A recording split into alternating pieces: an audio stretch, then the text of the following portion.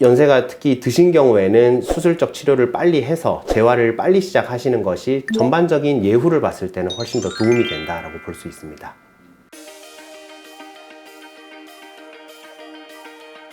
안녕하세요. 두발로병원 임현우입니다.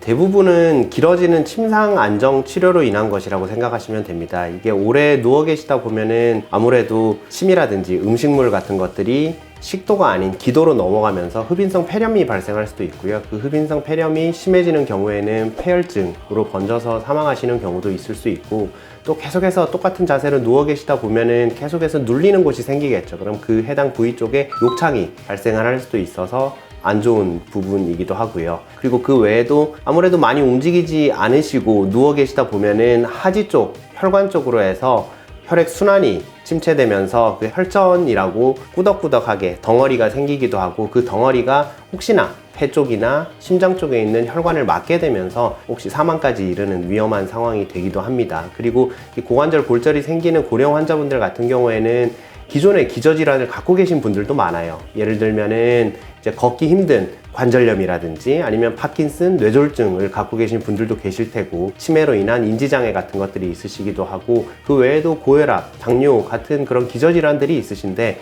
대개는 누워서 활동을 안 하시고 오래 계시다 보면은 이런 기저질환들이 더 악화될 수 있습니다. 그러면은 최악의 경우에는 사망으로까지 이루어지는 위험한 상황이 벌어질 수가 있는 거죠. 골절이 발생하면은 대개는 뼈가 이제 어긋나는 정도, 그러니까 전위라고 표현을 하는데요. 그 전위가 어느 정도 되느냐에 따라서 수술을 한다 만다 결정을 한다고 보시면 됩니다. 그래서 그 전위가 심하지 않은 경우, 대개 고관절에서는 경부골절일 경우에 감입골절이라고 해서 그냥 완전히 부러지지 않고 일부만 살짝 부러져서 파고들어 있는 상태인 경우를 얘기를 하는데, 그 경우에는 수술을 안 하기도 합니다. 다만 이 경우에 오랜 기간 동안 침상 안정을 해야 되는데, 그렇게 되면 앞서 말씀드린 것처럼 여러 가지 침상 안정으로 인한 합병증들이 생길 수 있기 때문에 이런 경우에도 연세가 드신 경우에는 가급적이면 수술을 하시는 편이 더 낫기도 하고요. 그리고 그 외에 전이가 심한 경우에는, 연세가 특히 드신 경우에는 수술적 치료를 빨리 해서 재활을 빨리 시작하시는 것이 전반적인 예후를 봤을 때는 훨씬 더 도움이 된다라고 볼 수 있습니다. 어긋나지 않은 골절, 감입골절인 경우에는 그대로 뼈가 잘 붙도록 해주기 위해서 핀을 삽입을 할 수가 있고요. 그 핀을 삽입을 해서 뼈가 붙도록 기다리게 되면은 그 본인의 관절은 그대로 살린 상태에서 뼈가 붙게 되니까 활동하시는데도 아무래도 좀 더 수월할 수 있겠죠. 그래서 그런 방법이 한 가지가 있고요.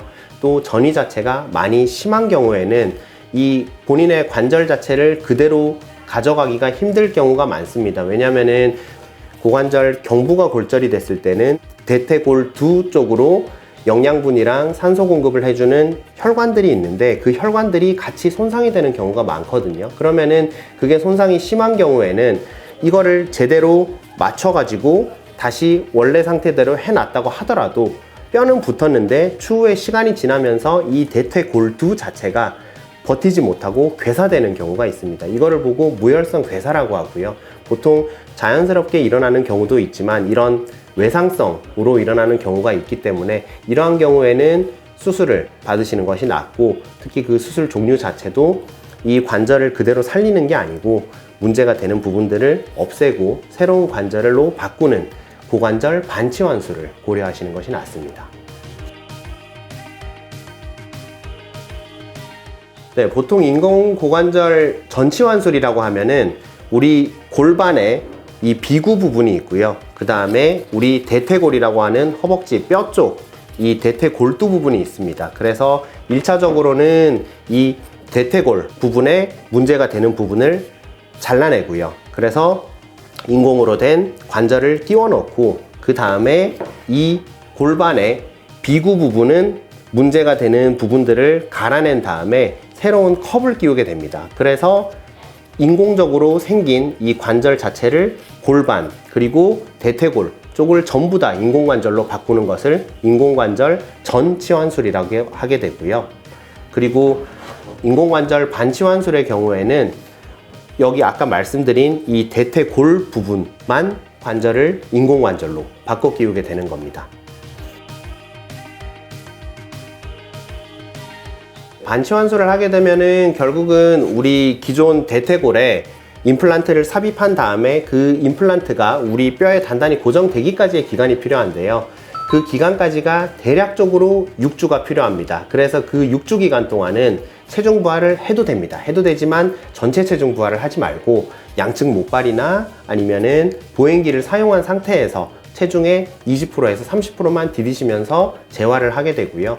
6주가 지나게 되면은 목발의 한쪽을 떼고 한쪽 목발을 사용하거나 지팡이를 사용한 채로 체중 부하를 하시게 되고, 대개 그러면은 50%에서 70%, 80% 가까이 체중 부하를 하시게 되거든요. 점진적으로 진행을 하게 되는 거죠. 그래서 기간을 대략 6주 정도 더, 그래서 총 수술 후에 12주, 3개월까지는 그렇게 체중 부하를 점진적으로 증가시켜 나간다라고 생각을 하시면 되고요. 그리고 우리가 수술하는 과정에서 이 관절 부분에 도달하기 위해서 관절을 싸고 있는 관절막이라는 부분을 절개를 했다가 수술 마지막 부분에 다시 봉합하게 됩니다. 근데 이 관절막이 관절이 빠지지 않도록 잡아주는 안정성에 관련된 부분이거든요. 그래서 이 부분이 완전히 낫기까지는 적어도 6주가 걸립니다. 그래서 이 기간 전까지는 다리를 심하게 오므린다든지 혹은 다리를 심하게 구부린다든지 하는 자세들은 해주지 않는 것이 탈구의 위험성을 더 감소시킬 수 있다고 생각하시면 됩니다.